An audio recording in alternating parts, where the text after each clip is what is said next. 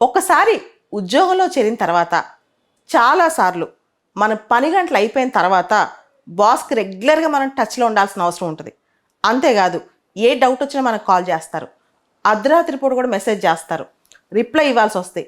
చదవకపోతే తప్పు, ఫోన్ ఎత్తకపోతే తప్పు, మెసేజ్ చూడకపోతే తప్పు, ఫోన్ ఎత్తకపోతే తప్పు, అలాంటి పరిస్థితిలో ఉంటాం అనమాట. అంతేకాదు కొలీగ్స్, జూనియర్స్ ఏ డౌట్ వచ్చినా మనకే కాల్ చేస్తారు. కొన్ని ఉద్యోగాలు అయితే నిద్ర ఉండదు, 24/7 వర్క్లోనే ఉండాలి.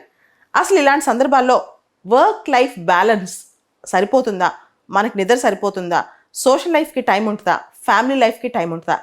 ఈ ప్రశ్నలకే సమాధానంగా ఆస్ట్రేలియాలో కొత్త చట్టం వచ్చేసింది.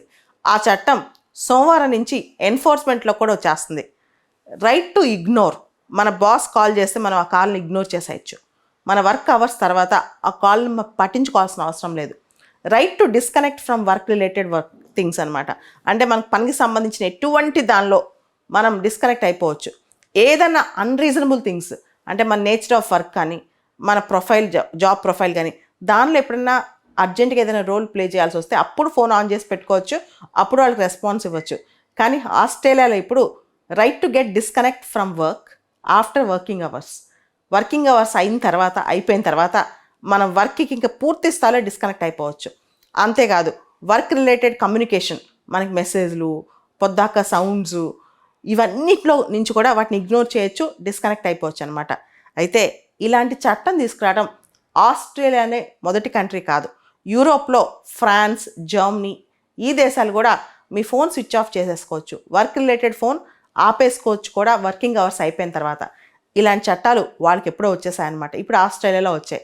అయితే ఎంప్లాయీస్ అడ్వకేసీ గ్రూప్స్ ఎవరైతే ఎంప్లాయీస్ తరపున మాట్లాడుతున్నారో వాళ్ళందరూ మాత్రం దీనికి చాలా హ్యాపీగా ఉన్నారు. ఉద్యోగుల తరపున మాట్లాడేవాళ్ళు ఇటువంటి చట్టం ఉండాలి, అప్పుడే వర్క్లో కూడా ఎఫిషియన్సీ చూపించగలరు, ప్రశాంతంగా వర్కింగ్ టైంలో పని చేసుకుంటారు, ఇంటికి వెళ్ళిన టైంలో వాళ్ళు రకరకాల సోషల్ యాక్టివిటీస్లో ఉంటారని చెప్పి. అయితే ఎంప్లాయర్స్ గ్రూప్స్ ఎవరైతే ఎంప్లాయర్స్ ఉంటారో వాళ్ళు మాత్రం ఈ చట్టం తప్పు, ఇది చాలా హేస్టీగా, తొందరపాటుగా తీసుకునే చర్య, ఈ చట్టంలో చాలా ఫ్లాస్ ఉన్నాయని.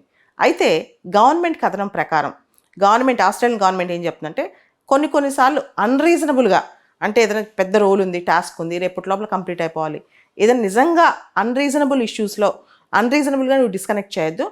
సాధారణమైన టైంలో మనం రైట్ టు డిస్కనెక్ట్ అనేది మన లీగల్ రైట్ గురించి అనమాట. అయితే మీరు గమనించండి, చైనీస్ ఎంప్లాయీస్, ఫ్రెంచ్ ఎంప్లాయీస్, ఇలా ఆ నేషనల్ కల్చర్ని బట్టి కూడా ఎంప్లాయ్మెంట్ స్ట్రక్చర్స్ మారుతాయి. ఉదాహరణకి మనం చైనా అనుకోండి, ఒక ఎంప్లాయీ ఫ్యాక్టరీ లోపలికో కంపెనీ లోపలికి వెళ్తే ఆ పని అయిపోయేదాకా తిరిగి రాకూడదు. ఆల్మోస్ట్ ఒక్కోసారి 3 రోజులు 4 రోజులు కూడా అక్కడే ఉండిపోతారు. ఫుడ్ అక్కడే, నిద్ర అక్కడే, పని మొత్తం చేస్తూనే ఉంటారనమాట. అది చైనీస్ స్టైల్. ఫ్రెంచ్ స్టైల్ ఏంటంటే వాళ్ళు ఈవినింగ్ 6కి పని క్లోజ్ అనుకోండి, క్లాక్లో 6 చూపించగానే పని ఆపేస్తారు, అదేం జరిగినా సరే. వాళ్ళ టైమింగ్స్ కూడా అలానే మెయింటైన్ చేస్తారు. మార్నింగ్ 9కి వర్క్ స్టార్ట్ అవుతుంది, 9కి ఎగ్జాక్ట్గా స్టార్ట్ అవుద్ది. The really mean it is 9 అనమాట. అలానే ఈవినింగ్ 6కి ఆగిపోమంటే ఆగిపోతారు అంతే, ఇంక తర్వాత ఒక్క నిమిషం కూడా అక్కడ ఆగరు. సో ఫ్రాన్స్లో ఈ కల్చర్ ఉంది. కానీ చైనా కల్చర్ వేరు, ఫ్రాన్స్ కల్చర్ వేరు అనమాట. మనం ఇక్కడ అర్థం చేసుకోవాల్సింది working culture, working style nation బట్టి మారుతుంటుంది. కానీ మల్టీనేషనల్ కంపెనీస్ ఈ నైట్ షిఫ్ట్లు అన్నీ వచ్చిన తర్వాత ఎంఎన్సీస్లో, వీటిలో ఇండియాలో, ప్రపంచంలో చాలా దేశాల్లో right to disconnect after work అనేది చాలామంది కోరుకుంటున్నారు. ఎందుకంటే వర్క్ ప్రెషర్ వల్ల, బాస్ ప్రెషర్ వల్ల.